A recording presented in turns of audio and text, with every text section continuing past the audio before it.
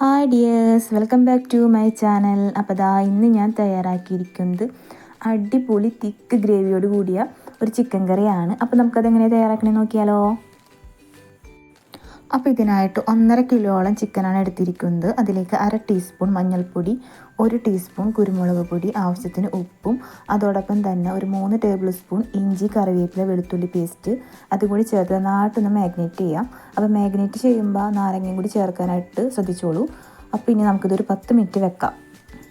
അപ്പോൾ 10 മിനിറ്റ് ആയിട്ടുണ്ട്. ഇനി നമുക്ക് ചിക്കൻ കറി എങ്ങനെ വെക്കണമെന്ന് നോക്കാം. അപ്പോൾ ഉരുളി നന്നായിട്ട് ചൂടായിട്ടുണ്ട്. ഇനി ഇതിലോട്ടേക്ക് 2 ടേബിൾ സ്പൂൺ വെളിച്ചെണ്ണ ഒഴിച്ച് കൊടുത്തിട്ട് അതിലേക്ക് 3 കഷ്ണം കറുകപ്പട്ട, 5 ഏലക്കായ, അതോടൊപ്പം തന്നെ ഒരു വലിയ കഷ്ണം ഇഞ്ചി ചെറുതായിട്ട് അരിഞ്ഞതും പിന്നെ കുറച്ച് കറിവേപ്പിലയും കൂടി ചേർത്ത് നന്നായിട്ടൊന്ന് വഴറ്റി കൊടുക്കുക. ഇഞ്ചിയുടെയും കറിവേപ്പിലയുടെയും കറുകപ്പട്ടയുടെയും ഒക്കെ പച്ചമണം മാറണ വരെ ഒന്ന് വഴറ്റി കൊടുക്കുക.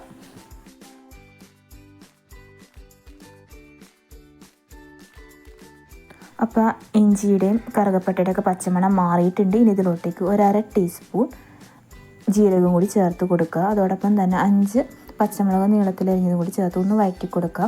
അപ്പോൾ എരിവ് കൂടിയ പച്ചമുളകാണെങ്കിൽ ഒരു 2 ഒക്കെ മതിയാവും കേട്ടോ.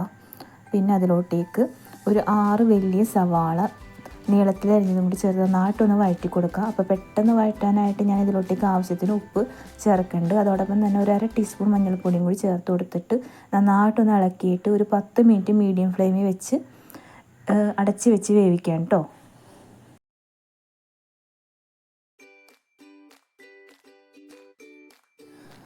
10 മിനിറ്റ് കഴിഞ്ഞിട്ടുണ്ട്. ഇനി നമുക്ക് തുറന്ന് നോക്കാം. അപ്പോൾ സവാളയൊക്കെ കണ്ടാൽ നന്നായിട്ടൊന്ന് വഴണ്ടി വന്നിട്ടുണ്ട്. ഇനി ഇതിലോട്ടേക്ക് പൊടികളൊക്കെ ചേർത്ത് കൊടുക്കുക. അപ്പോൾ നന്നായിട്ടൊന്ന് ഇളക്കി കഴിഞ്ഞിട്ട് ശേഷമാണ് കേട്ടോ പൊടികളൊക്കെ ചേർത്ത് കൊടുക്കേണ്ടത്. അപ്പോൾ ഇതിനായിട്ട് 4 ടേബിൾ സ്പൂൺ മല്ലിപ്പൊടി, 2 ടേബിൾ സ്പൂൺ മുളക് പൊടി, പിന്നെ 1 ടേബിൾ സ്പൂൺ കാശ്മീരി ചില്ലി പൗഡറും കൂടി ചൂടാക്കിയിട്ടാണ് കേട്ടോ ചേർത്ത് കൊടുക്കുന്നത്. അപ്പോൾ ചൂടാക്കിയിട്ട് ചേർത്ത് കൊടുക്കുമ്പോൾ നമുക്ക് ഒരുപാട് സമയം ഇങ്ങനെ ഇളക്കി കൊടുക്കണ്ട.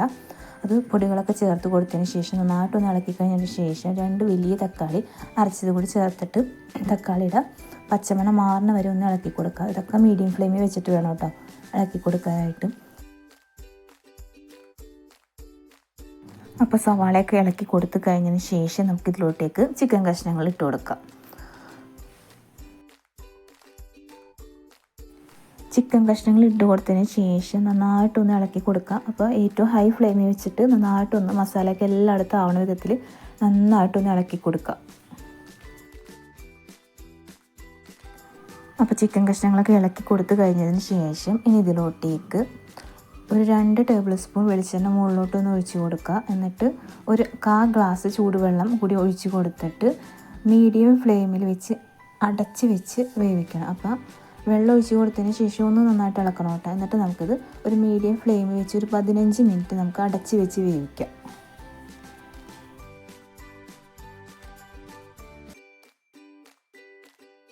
അപ്പോൾ 15 മിനിറ്റ് കഴിഞ്ഞിട്ടുണ്ട്. ഇനി നമുക്ക് തുറന്ന് നോക്കാം. അപ്പോൾ ചിക്കനിലെ വെള്ളമൊക്കെ നന്നായിട്ട് ഊറി വന്നിട്ടുണ്ട്. അപ്പോൾ ഈ സമയത്താണ് കേട്ടോ ഉപ്പും എരിവൊക്കെ കറക്റ്റാണോ നോക്കണത്. അപ്പോൾ ഞാൻ നോക്കിയപ്പോൾ എരിവിൻ്റെ കുറച്ച് കുറവുള്ളത് കൊണ്ട് 1 സ്പൂൺ മുളക് പൊടിയും കൂടി ചേർത്ത് കൊടുക്കുന്നുണ്ട്.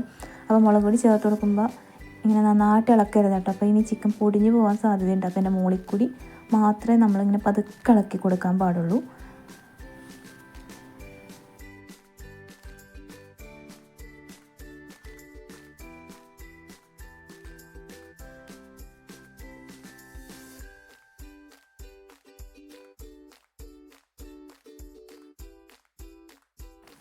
ഇനി ഇതിലോട്ടേക്ക് 2 ടേബിൾ സ്പൂൺ വീതം കശുവണ്ടി പേസ്റ്റും ബദാം പേസ്റ്റും കൂടി ചേർത്ത് കൊടുത്തിട്ട് ഏറ്റവും ഹൈ ഫ്ലെയിമിൽ വെച്ചിട്ട് ഇതിൻ്റെ ചാറൊക്കെ ഒന്ന് വറ്റിച്ച് കൊടുക്കുക.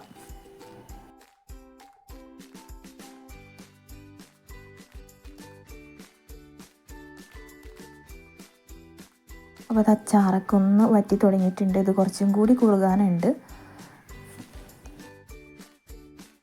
അപ്പോൾ ആ ചാറൊക്കെ ഒന്ന് നന്നായിട്ട് കുറുകി വന്നിട്ടുണ്ട്. ഈ ഒരു പരുവമാകുമ്പോൾ നമുക്ക് ചിക്കൻ ഒന്നും കൂടി സോഫ്റ്റ് ആവാനായിട്ട് ഒരു 10 മിനിറ്റ് മീഡിയം ഫ്ലെയിം വെച്ചിട്ട് ഒന്ന് കൂടി അടച്ച് വെച്ച് വേവിക്കാം.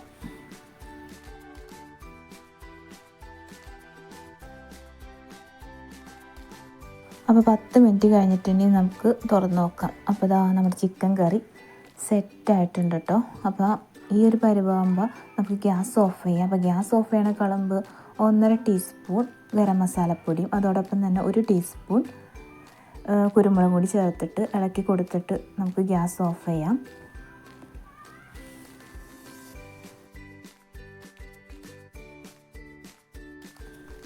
അപ്പോൾ ആ ഗ്യാസൊക്കെ ഓഫ് ചെയ്ത് കഴിഞ്ഞിട്ടുണ്ട് കേട്ടോ. അപ്പോൾ ഇതിൽ നിന്ന് പകുതി കറി എടുത്ത് മാറ്റിയിട്ടുണ്ട്. അതെന്താണെന്ന് വെച്ചാൽ അവസാനമായിട്ട് ഇതിൽ മല്ലിയില ഇട്ട് കൊടുക്കണം. അപ്പോൾ ഇത് എല്ലാവർക്കും ഇഷ്ടപ്പെടണമെന്നില്ല, അതുകൊണ്ട് ഇവിടെ കുറച്ച് പേർക്ക് ഇഷ്ടമല്ല, അതുകൊണ്ടാണ് ഞാൻ കുറച്ച് കറി മാറ്റി വെച്ചിട്ട് മല്ലിയില ഇട്ട് കൊടുക്കുന്നത്. ഇത് ഓപ്ഷനിലാണ്. അപ്പോൾ നിങ്ങളെല്ലാവരും ഈ കറി ട്രൈ ചെയ്ത് നോക്കുക. അപ്പോൾ എൻ്റെ മറ്റൊരു നല്ലൊരു റെസിപ്പി ആയിട്ട് നമുക്ക് വീണ്ടും കാണാം. അതുവരേക്കും ബായ്. Thank you.